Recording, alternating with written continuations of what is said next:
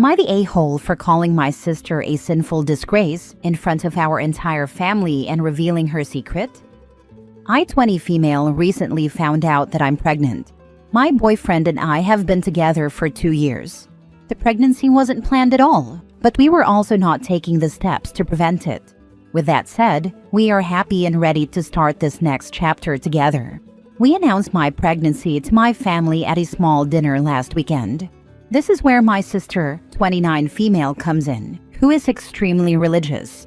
She's the kind of person who's at church every Sunday, pretty much only reads the Bible, and makes TikToks about passages. She constantly preaches about living a pure life and following God, and sometimes will force it into conversation. When I shared the news, most of my family was supportive and really happy for my boyfriend and me. Everyone except her. She immediately went cold and launched into this huge preachy lecture about how disappointed she was in me. She went on about how she expected better of me, how I was living in sin, and how God will judge. Pretty much she was making me feel horrible for not being married while being pregnant. I tried to keep my cool, but she wouldn't stop. She kept ranting on and on. She clearly could tell it was bothering me. Eventually I had enough, and I snapped. I figured this was a perfect time to get payback for her shaming me. I went on about how it was hypocritical to call me sinful, when she was the one who was a fake, sinful disgrace. She too had a baby out of wedlock, but unlike me, instead of keeping it, she aborted it to make sure nobody else knew. The whole room went completely silent. My sister got upset, excused herself from the table, and left the house. My mom immediately started yelling at me for bringing up the past and ruining what should have been a happy evening.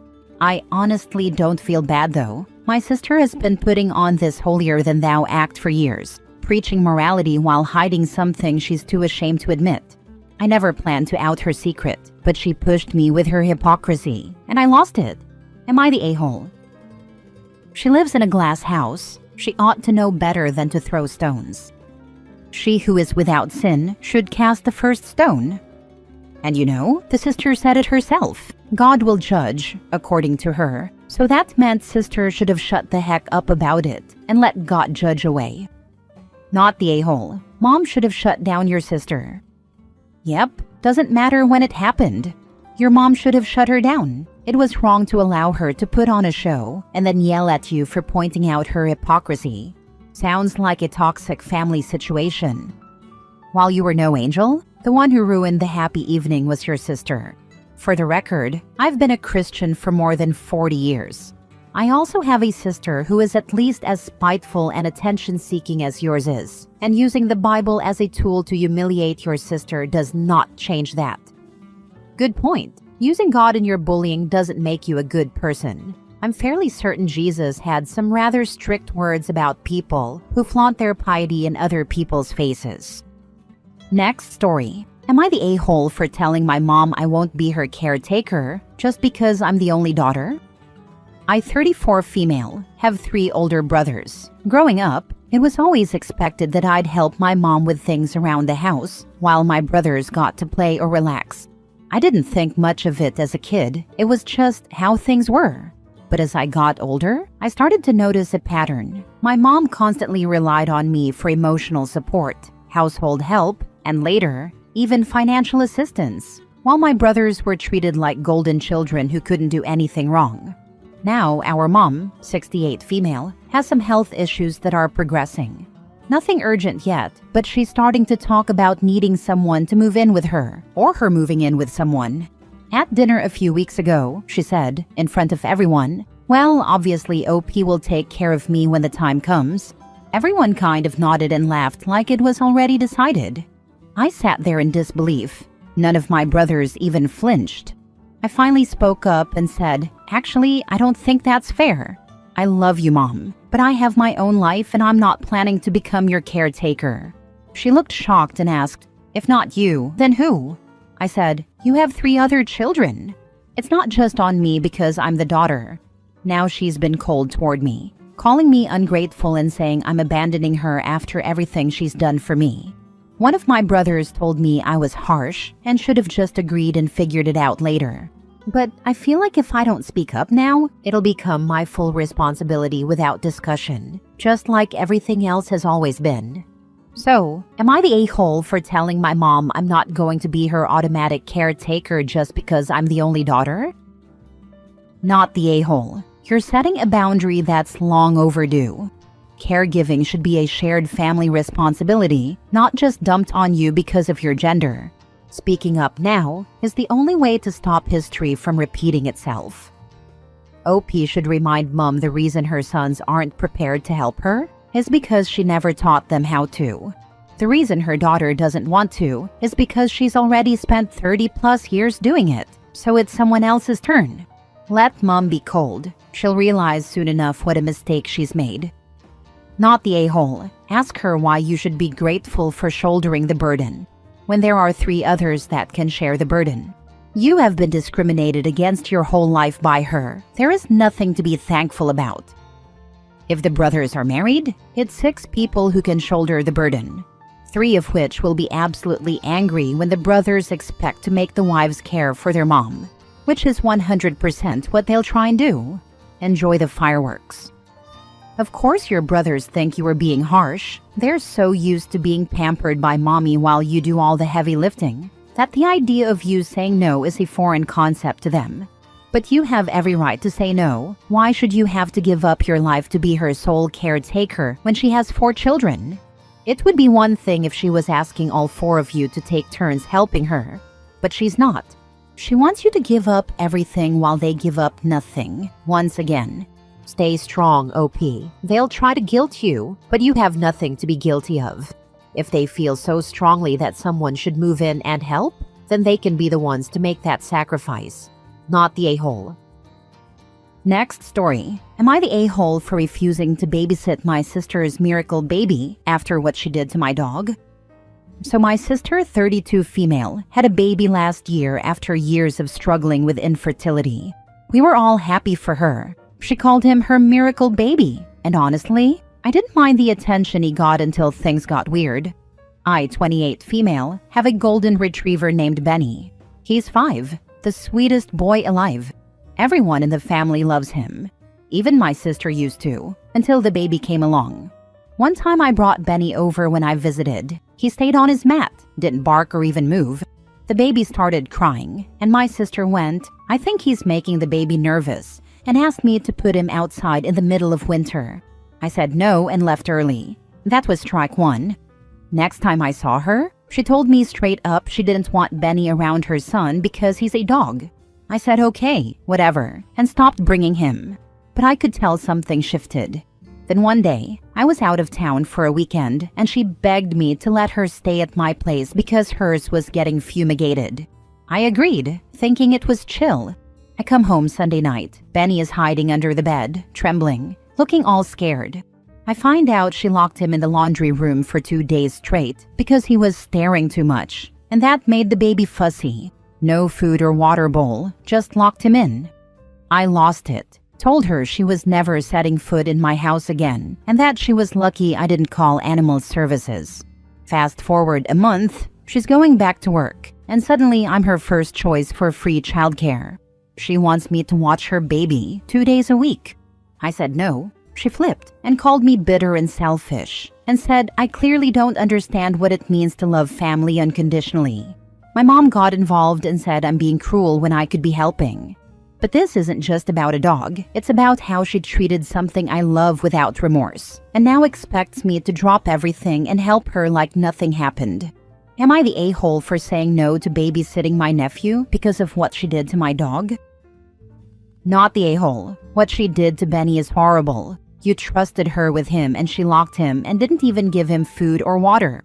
Also, she has no right to claim your time anyway. It also likely conditions the dog to be afraid and or agitated around little kids now.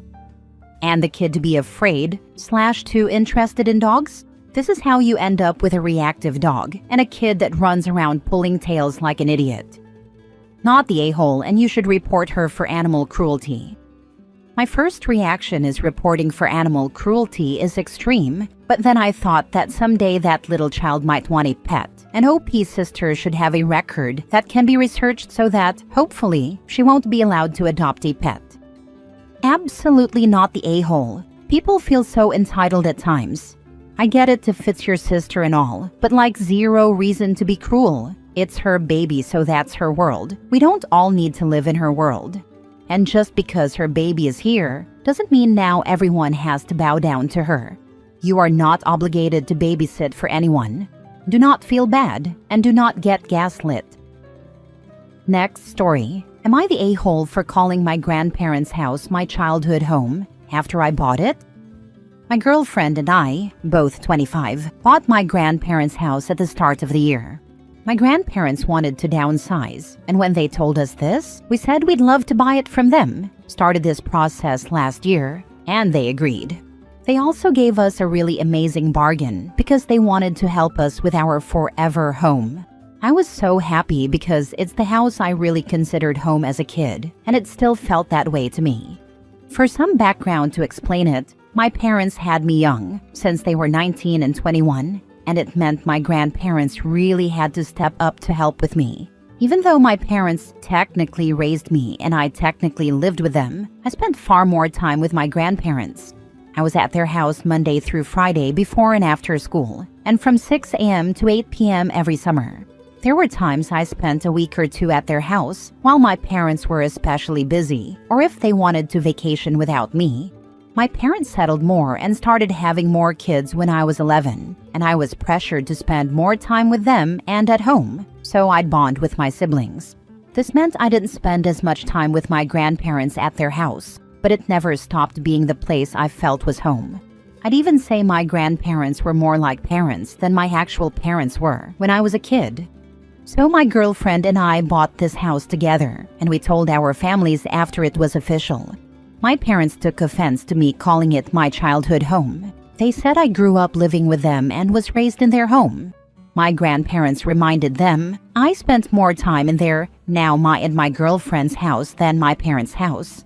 That wasn't good enough for my parents. They said it was insensitive and was a dig at them. I said that wasn't what this was. I told them it was about what felt true to me. My parents said it was disrespectful to them and that I wouldn't change their minds. That I should have known better. Am I the a-hole? Not the a-hole. Your parents are a couple of crappy, selfish people. They could just be in deep denial about how their first child was raised. It happens. Humans tend to romanticize some periods of their life. Or if older, they really don't remember. Or they don't want others to know the truth. I don't think anyone is an a-hole. OP's parents should be thankful that their son had these grandparents to help them out. No one's life is cookie cutter. I wish I knew my grandparents better. My folks moved 1,000 miles away, and I only saw both sets every couple of years for a couple of weeks. Not the a-hole. Your parents can live a revisionist history if they want to, but you don't have to agree. Congratulations on being able to have your first home be your forever home. I'm glad it has meaning for you. Thanks. It's a huge deal for us because we wanted to buy a home before getting married and to have our first home be that forever home. We're so excited for this step in our lives. Not the a-hole. Home is where the heart is. Your parents just refuse to accept that your grandparents did their job. My husband felt the same way with his grandmother. It's not disrespectful when you speak of the truth and from the heart. I can understand them feeling hurt. I never really considered that saying to be so true until now, because that really fits for how I feel. My heart never really left the home with my grandparents. Last story. Am I the a-hole for getting my coworker fired for his repeated visible drint? I, 19 female, am interning part-time and we all dress casually. I was alone in a room at my office one morning when my coworker Josh, late 20s male, came in and started chatting with me. When I turned to face him, I could clearly see the outline of his erection. He was wearing thin sweatpants, and they left nothing to the imagination. I didn't say anything. After he left, I just went back to work. I ignored it that first time, but it kept happening. Josh would come alone to chat, and each time he was visibly hard, and I could see it through his flimsy shorts, sweatpants, or thin dress pants. He didn't even act embarrassed or try to hide it. He'd just stand there like it was nothing. He acts normal around everyone else, and this hasn't happened any other time I've seen him. Not with others around, just when it's only us. I didn't bring it up to anyone yet. I just didn't want to appear dramatic and didn't want to make myself a target. Then he started making comments. It's hot out. I had to wear these shorts today.